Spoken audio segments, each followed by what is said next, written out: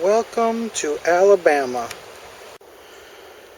Well, there's trash scattered on the embankment over here, and I followed it and it kept going around and around, and there's a giant holler back there hidden from everything. And there's actually what might be considered the city dump. There's probably 20,000 bottles over there, and there's actually a layer that's about 5 feet thick in some spots. I found all this stuff on top of the ground. Of course, you've seen millions of those. It's a nice lid. There's a miner's lamp. Well, the top half anyway.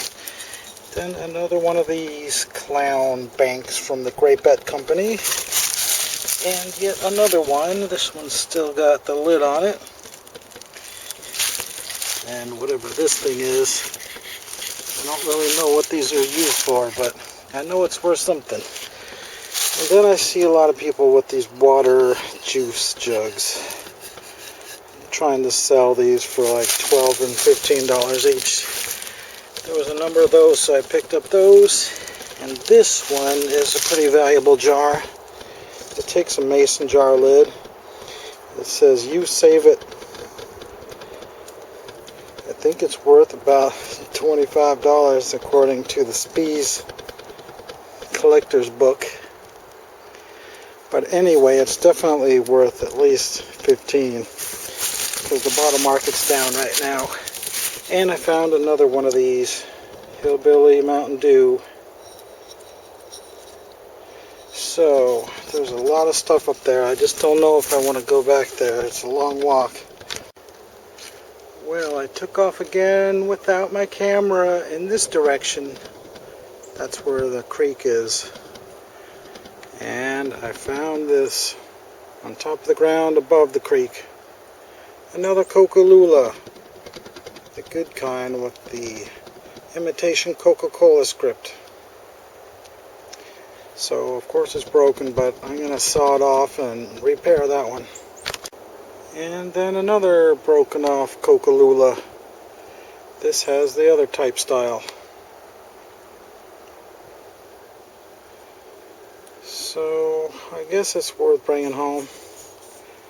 Probably could sell it for $5 or $6 anyway. And then I saw this one laying there. Not really valuable, but it is probably right at the 100-year-old mark. Yeah, it's definitely a 1920 era horseradish. Probably could get $3 or $4 for it eventually. Okay, for your entertainment, I have decided to make the long trek way back into here. It's still several hundred more yards over there. But while walking over there, I noticed this giant hole in the ground. What is this? Seems awfully strange to me. Obviously, I have to get down in there with a probing rod and see if there's any bottles. It does go down in there pretty far. I think it's a community well from 110 years ago. Although, we're almost at the water level right here. And there's a big river about 200 feet that way. But I guess they don't want to walk that far. Another 100 yards farther up this makeshift road next to the swamp, I found a nice sapphire blue Phillips Milk of Magnesia imitation bottle. I think that these ones that are lighter blue are from the World War II era for some reason. Maybe cobalt was a chemical they used in the war, and so they used a smaller dose of it, and that's why it's only half as dark. I don't know. Do you know the answer to that one? Yeah, all over this hill there's just scattered bottles. And there's another one of these of the sapphire blue, but this one I bet you is embossed. Yep. That's at least $5 right there.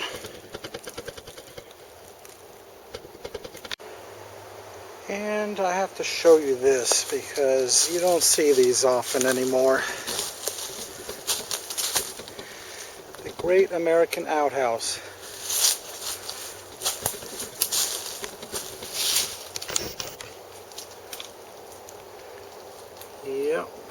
Still there after all these years. And you can see that metal seat thing. What do you call that anyway? But there's no seat on it. But just in case you don't know what an outhouse looks like, now you do. One of the last wooden outhouses. I should bring it home with me. No, I don't think so, but it is worth preserving, but it would be pretty hard to get it out of here. Okay, another 100 yards farther up, we come to an actual landfill, I would think.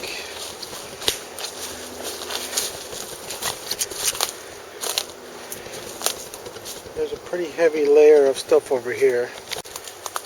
And then when you go this way a little bit more, you can't deny that this is the actual landfill right here. But how old is it down on the bottom? This is a 1905 neighborhood. Could there possibly be some old stuff down under there? I guess I'm gonna have to dig a 5-foot test pit and see. What do we got here?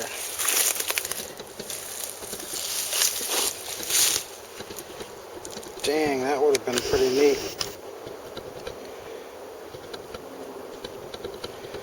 A nice western image on a flashlight from the 50s.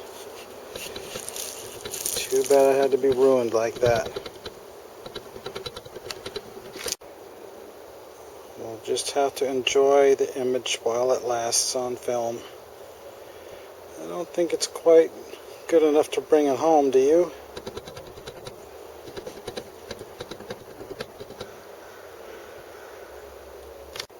Well, I guess I will bring the flashlight home after all. There's a milk bottle. Haven't seen one like this for a while. Oh, it's broken. Here's a pretty interesting bottle. It's one of those dairy juice type things, but instead of having a milk bottle style top, it's got a giant crown top. I don't see any painted label, but yeah, I think you can see a bit of white and green there. Probably the green spot. Well, it is a little bit unusual, so I guess I'll bring it home with me unless I find too many things to carry all of them. Okay, we got an obvious edge over here. We got about 5 or 6 feet in here where it's been filled. So I'm going to dig a test pit. I hear a bottle right there at about the 14-inch level. I'm in about 3.5 feet from the edge, so maybe it's 20 or 30 years older over this way. Well, I found a couple of bleach type bottles with screw tops from the late 40s. Then I found this corker, but this is a very late cork top. It's definitely from the 40s also. We got something coming out deeper here. Oh, great. Another late 40s household bottle. Well, at least I satisfied my curiosity. There's definitely no 1910 era stuff down here. So, a little bit more surface picking and then we're gonna go someplace else. I find this rock wall rather interesting.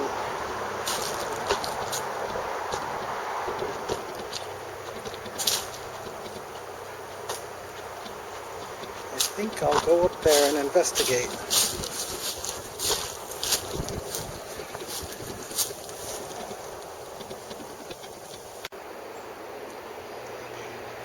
Pretty interesting.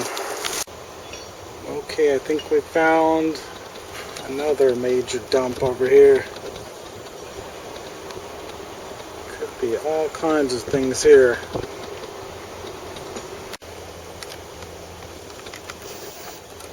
And you know, if it says that, there must be a million bottles down there. And in front of us looks pretty interesting as well.